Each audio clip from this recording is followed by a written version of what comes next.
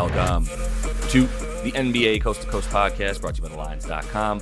Coming to you from the West Coast, Josh Lander, joined as always by Nate Weitzer on the East Coast. And we've got 6 games here on Monday night to choose from. In this one, we're taking a look at the Kangs. They are taking on the Jazz. I believe we are in Utah for that one. Also have another game video up for you guys and our player props. So make sure to like and subscribe to that page and follow along with us. Also head to thelines.com. Check out all the great written content. NBA in full swing right now, obviously in the midst of March Madness as well. And we also have that odds finder tool up there. You can make sure you're getting the best odds available to you from all those U.S. sports books, giving you guys bets this season. Nate, let's jump into this 6-game slate here and then talk about the last game on the slate, Kangs and Jazz. Yeah, we open with the Hornets in a pick'em basically at home against the Pacers, who are sitting Halliburton. Both teams, angling for the lottery at this point. Bulls are up to plus 8.5 here in Philly. That's a full point more than it started. The total's at 225. We have a little bit of banter about the total in that other episode you should check out. Wolves are plus 8.5 at the Knicks without Anthony Edwards there. The Warriors are minus 10 at Houston. Houston's on a back-to-back, but they have upset basically everybody in their path the last couple weeks. Mavs are plus 2 at Memphis. Kairuka, both questionable. Jaren Jackson, questionable for Memphis there, so wait on that. And then we got Kings minus 5 at the Jazz, open closer to minus 7. The total after opening at 239 went down and then got quickly bet back up to about 241. Definitely lean over here in this spot. I mean, but you have to keep an eye on Lauri Markkanen, of course. It's the biggest injury news to watch in this game for sure. Questionable with back soreness. The Jazz did play on Saturday after 4 or 5 days off and beat the Celtics by a little bit. So I don't know if he's overworked at this point. If they are pushing for a play-in spot still, he should be out there. For what it's worth, they have still gone over in 3 of their last 4 and covered in 4 of their last 5 without Markkanen.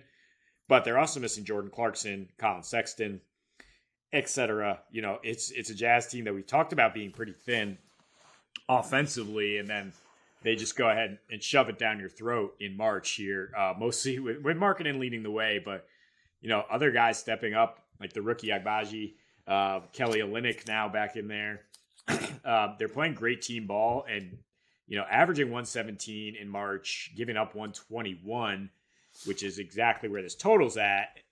So 7-0 to the over, basically 6-0-1. They've covered in 5 straight as well. So I don't think they're packing it in for the season. I don't see this as a tank job, which it looked like a little bit when they started losing to the Spurs, but this to me feels a little trappy for the Kings because they've been so great lately. It's continuing on this road trip after, excellent results out east. But now it's the front end of a back-to-back. They're hosting those Celtics that everybody's getting up for right now tomorrow night. I don't really see them covering 5 or 6 points here if they do get the win. And if it's a close game, it's probably a high-scoring game with the Kings.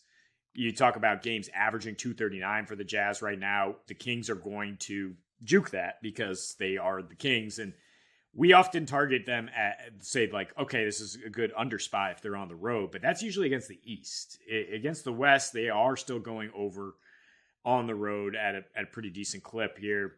And against Utah, first meeting this season totaled 151. They had a 123 defensive rating. And that's despite the Jazz going, 25% from 3, only hitting 8 threes. Second meeting in Utah, both teams shot under 30% from 3. And we still got to 232, which is an under. But I see the Jazz getting 29 free throws and Markkanen getting 15 of them. And De'Aaron Fox shredding the Jazz defense once again, which he did last year as well, as a real sign that, both of the stars can be out here scoring. That is to say, though, I think, what I like more is the Jazz as a value play here in trying to predict the trap game. Just because of the spot for the Kings, plus you talk about plus 5, 6, or if you tease it up for the Jazz not to lose by double digits at home. That arena is still pretty rocking. We saw on Saturday night, we saw what they can do to protecting the rim with Walker Kessler. For weeks now, and they're 4th in paint points allowed right now.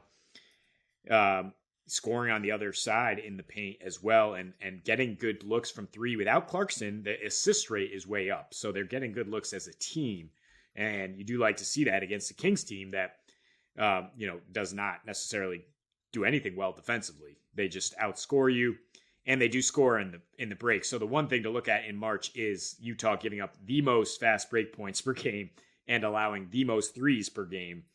That makes you like the Kings offense here. And if they're going to score like 128, I got to think Utah's coming along a little bit at home, and we are going over. Yeah, I mean, it's a little bit scary to take sacks over on the road in these situations. Just like you said, it's more likely against the West that they're going to go over on this total. It's 241. So even some of these, I think there is a bit of undervaluing the amount of points that Sac can score when they're on the road. If you look at the totals that they've gone over on the road against teams, even in the just focusing on the West, let's just go ahead and bypass that 176-175 win real quick against the Clippers in LA because that was absolutely insane. But even, the Thunder in their next couple games against them on the road, they played, 2 in a row there. And neither of those totals got over 240. One was 240, one was 239. It's going to be right around it. It's not necessarily a lock is my main thought here. I think without Markkanen, I know there's still some numbers to say that they go over. Who did they have in that time, right? Like they lost everybody at this point at the trade deadline, mostly Malik Beasley. They're the guy shooting for them this season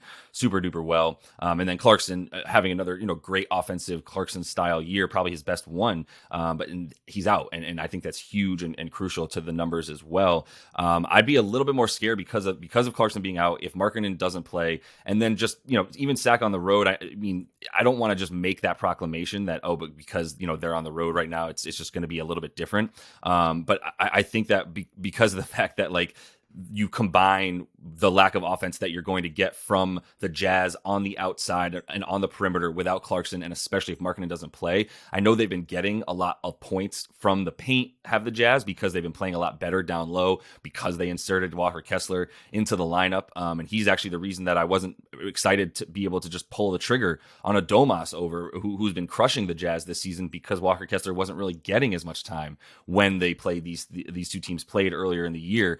And now that that's the case, I think there's a lot more of a case to be made for Domas, failing to score 21 points tonight. His rebound prop 12.5 also scares me a little bit more, even though I think he's capable of it more so maybe. Walker Kessler has just been in there, limiting opponents' points in the paint, limiting opponent rebounds as well, especially to centers where they used to be the worst. Again, that was the position they were the worst against. And then, boom, you put Blocker Kessler into the lineup, and they rise all the way to like top 3 or 4 in most categories defending opposing centers, including assists. And we know that's what the Kings offense is going to revolve around, especially in the half court. It's a lot of high post handoff and giving him options for cutters. So we'll see if Kessler can handle that. I think he can. He's gotten 25 minutes against Domas so far and did a decent job the second time, at least better than the first time where Domas just went off. So I think that's a huge part of if you stimmy that, then you stimmy the half court offense, and they got to get back on defense. And you mentioned that if they don't, then yeah, who knows what's going to happen in this one.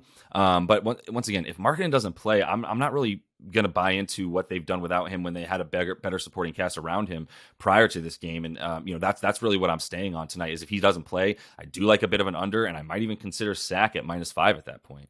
No, that's totally fair. I'm not saying that just because those games without Markkanen, some of them are months ago, like you said, before the deadline.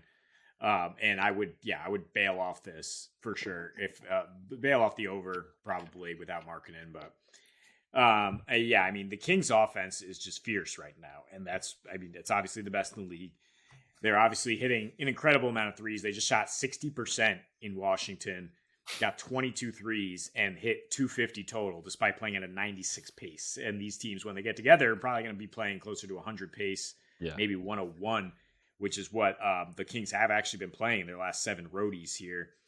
5 of those have gotten to at least 239. So if it's, that's a competitive total where it opened. But like I said, it's about the average for a Jazz game right now. The Jazz have some interesting home road splits in that they've been lower scoring, better defensively at home, probably since the Walker Kessler experiment started. But on the season, they're still scoring more and allowing higher free throws at home.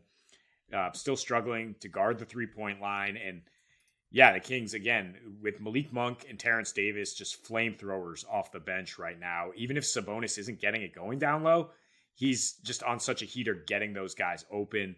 The Jazz cannot guard Fox, as I said, 37 points, only missed 7 shots last time he faced them. And the Kings just don't guard anybody. I mean, they're 28th in defensive rating during this hot streak here.